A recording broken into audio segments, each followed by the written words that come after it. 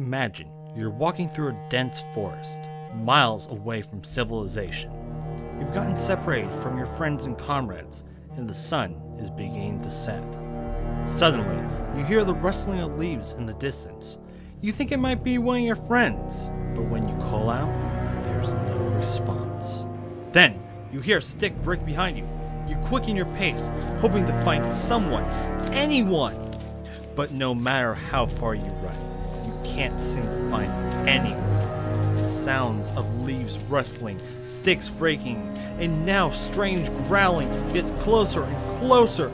Suddenly, right as you can't stand the fear anymore, the beast jumps out and... the DM ends up rolling a 1, causing the werewolf he's been building up for over 2 sessions to stumble and faceplant into a tree trunk. This scenario is a common occurrence in the popular tabletop game Dungeons & Dragons, one of the most popular and well-played tabletop games out there.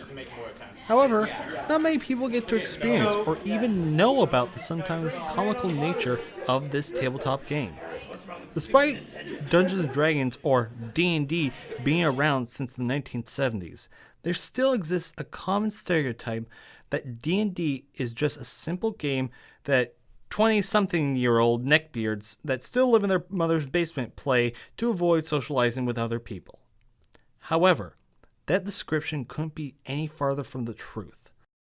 D&D actually has an incredibly rich history that spans centuries, with numerous different high and low points. In addition, D&D has transcended more than just a mere game, actually becoming the basis and influence for many different media forms in the fantasy genre today. So, please join me as I explain how a simple tabletop game ended up becoming one of the most influential tabletop role-playing game experiences out there.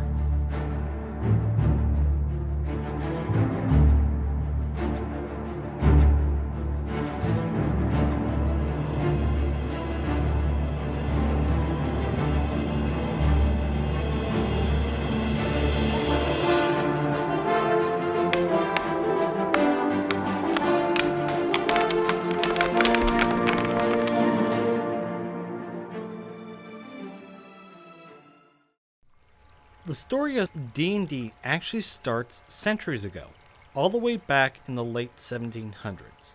During this time, the Prussian military had developed a unique way to train young military officers, a tabletop simulation called Wargame. The game was designed to simulate military battles under different varying conditions, with opposing officers positioning figurines around a map or playfield to represent troops and units.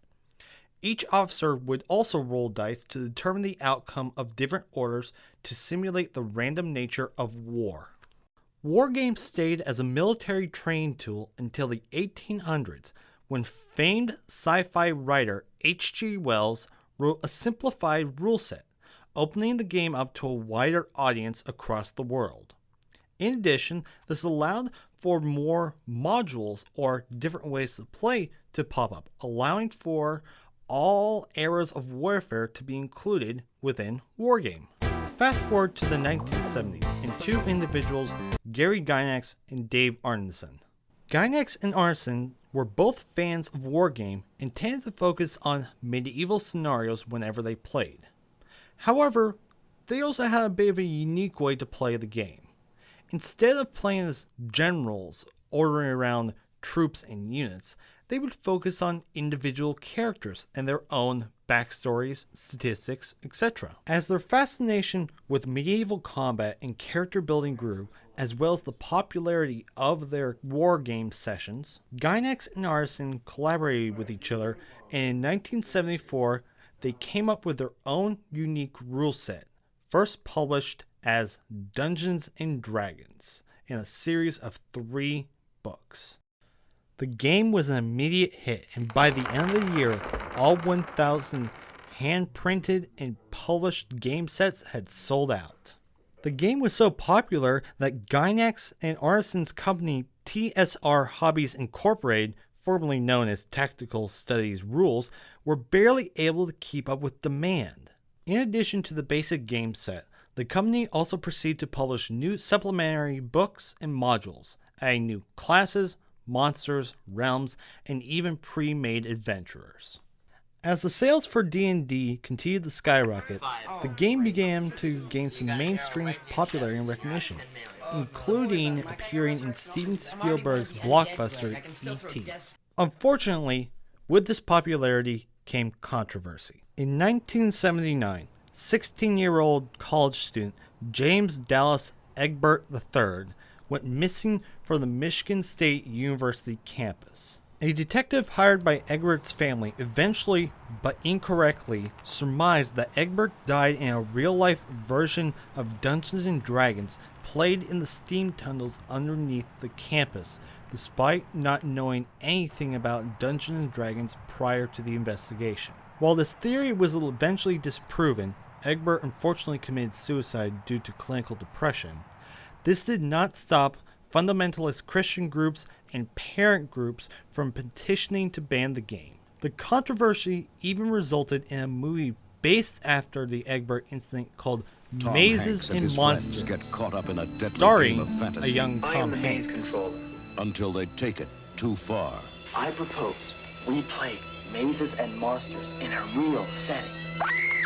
It won't be a fantasy. Too bad for one of them, because now there's no turning back. There was also a comic called Dark Dungeon, which was eventually adapted into a movie, which featured two college girls being led into satanic worship by simply playing Dungeons and Dragons, and ended with the Dungeons and Dragons players going straight to hell. In addition to these controversies, the second edition of Advanced Dungeons and Dragons removed all mentions of demons and devils, although they are now included in modern versions of the game.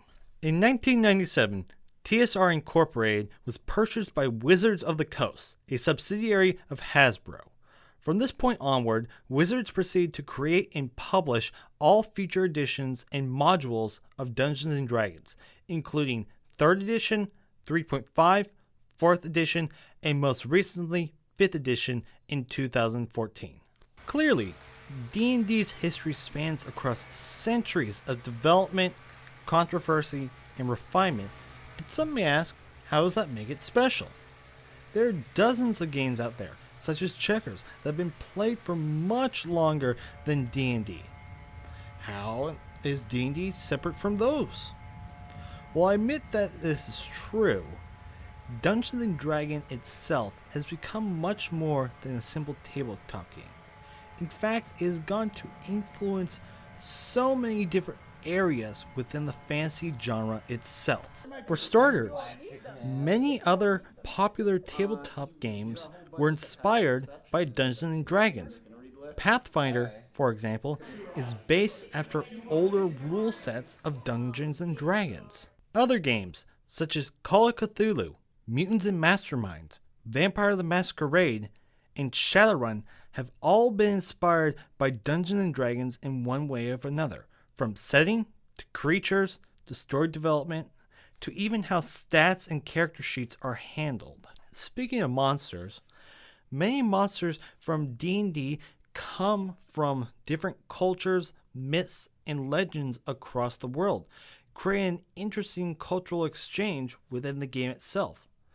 Beings such as chimeras, centaurs, cyclopses, minotaurs, succubi, and golems are all common monsters found in Dungeons & Dragons. In addition to being some fun enemies to fight, all these various creatures expose players to new myths and legends from cultures all across the world, possibly influencing them to research them more in a later date. Another huge area D&D has influenced is video games, specifically role-playing video games or RPGs.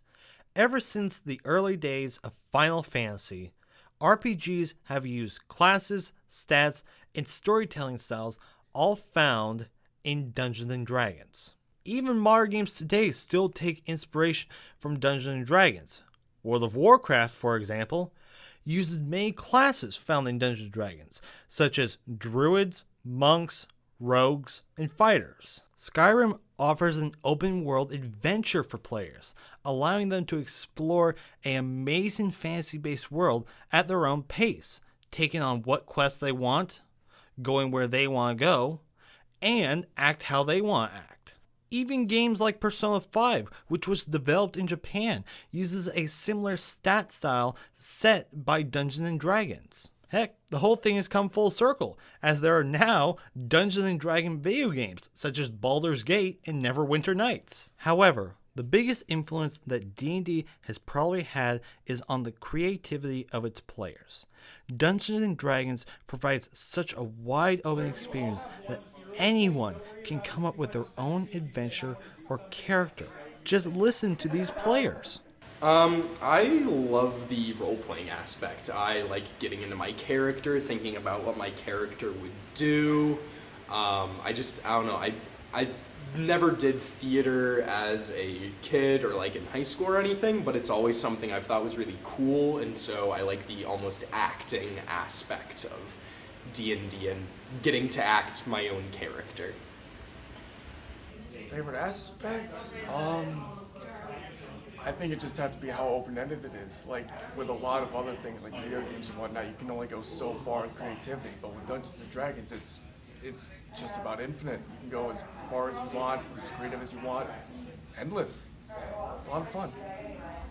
Favorite aspect? Ugh. I mean, I really like the mechanical part of like playing the character and fighting and rolling dice. But honestly, I think my favorite part is the role playing, getting to interact with people. It's kind of like an improv skit here, but you have more structure. You're cooperatively working together to tell a story, and getting into character and telling a story for me is just as, and maybe it's a little slightly more important than the rolling dice to see how much damage you deal. The only thing limiting Dungeons & Dragons is your imagination. You can go on an adventure with friends, questing to find an ancient artifact lost in an abandoned city. You can even go against the mold, coming up with your own character races, classes, and even mechanics. You can even come up with a lighthearted or even comedic campaign, such as chasing after a squirrel who stole your breakfast.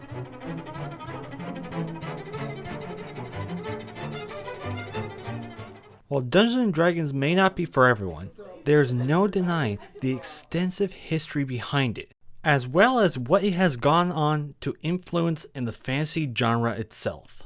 So, if this sounds up your alley, go gather some friends, grab some dice, roll up a character sheet, and delve into the amazing world of Dungeons & Dragons.